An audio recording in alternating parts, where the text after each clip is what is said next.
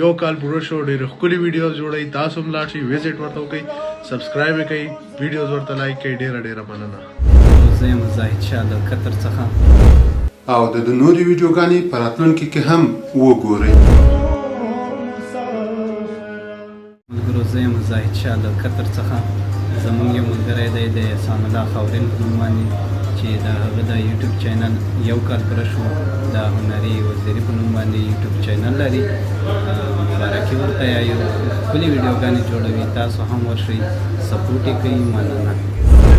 زه مدنان پښتون زموږ یو ملګری دی چې په یوټیوب کې چینل دی هنري وزاري په نوم چې کم د چینل یو کال پوره شو ډېر ښکلي ویډیوز جوړوي تاسو هم لاړ شئ وزټ ورته وکړئ سبسکرایب یې کړئ ویډیوز ورته لایک کړئ ډېره مننه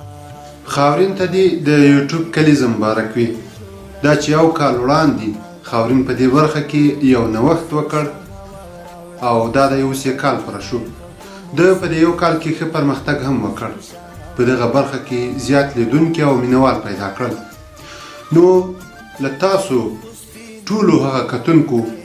چې د خاورین مینوال یاست هیله مو دا ده چې دی بیا هم تعقیب کړئ دی وګورئ او نور ملګري هم ورته رادعوت کړئ تر څو پورې په دغه برخه کې دی نور نوښتونه هم وکړي او ښې په زړه پورې خوندورې او ګټورې ویډیوګانې جوړې کړي له ده مهم هیله دا ده چې په دغه برخه کې لا ښه کار وکړي د ټولنې هغه نیمګړتیاوې راپورته کړي او د خلکو تر غوږو یې ورسوي له ټولو هغه کتونکو چې خاورین تعقیبوي که چېرته یې د ده چینل نه یې سبسکرایب کړی هیله مو دا ده چې دی سبسکرایب کړئ او د ده نورې ویډیوګانې په راتلونکي کې هم وګورئ وا ماما نو له زموږ ملګرو چې پیغامونه راته پرېښي دي هغه ټولو نه مننه کوو لکه زاهد شاه چې له قطر نه یې پیغام پرېښی ډېره مننه یې کوو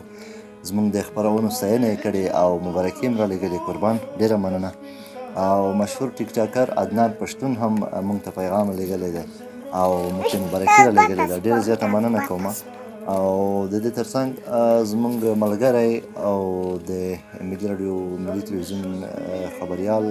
محمد حنیف مختار نن ډېره مننه چې موږ ته پیغام رالېږلی ډېرو دوستان نورو هم راته پیغامونه رالېږلي دي قربان ډېره زیاته مننه موږ کوو ټول نو موږ کیک پرې کوو له خیره سره او تاسې زموږ د دې کیک منظرې مراسم وګورئ چې کیک پرې کړم که نه زینب چې کیک پرې کړم که نه ورپسې مرمه د کلونو مسافران کلونه تېر شو مودې وشوې چې دا چرته ورکې کلونه تېر شو مودې وشوې چې دا چرته ورکې مسعود ګوروان د خپل وطن ته په چکر رانغی ورپسې مرمه د کلونو مسافران زه به دې څه پوهېږم نه ته به کټ کې وې به ته موږ له لږ نه ولې دغه چالونه ما نه راځي ولې دا وچې بوچې دا ښه شی دی که نه ښه شی دی خو نو زه پرې پوهېږم دا څه شی دی تی کټ کو موږ له به دې لږ راکړي خوراک شی دی او که نه یاره دغه بچار ولې زه نه پوهېږم ته تې لږ وخوره زه به یې کاټ کوم زه به یې خورم نو منډه که چاړه راوړه لکه چې شروع پرې وکړو دا خو لکه رښتیا ده دا ښه شی دی دا د بېل شی دی وروره یاره ښه خوږ دی بس هره که چاړه راوړه چې بس کټ کوو شابه خورو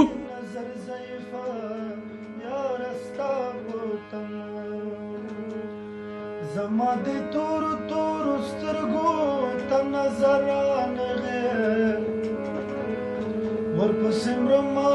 د کلونو مسافران کلونه تېر شو مودې وشوې چې دا چرته ورکې کلونه تېر شو مودې وشوې چې دا چرته ورکې مسعود ګوروان د خپل وطن ته په چکر رانغی ورپسې مرمه د کلونو مسافران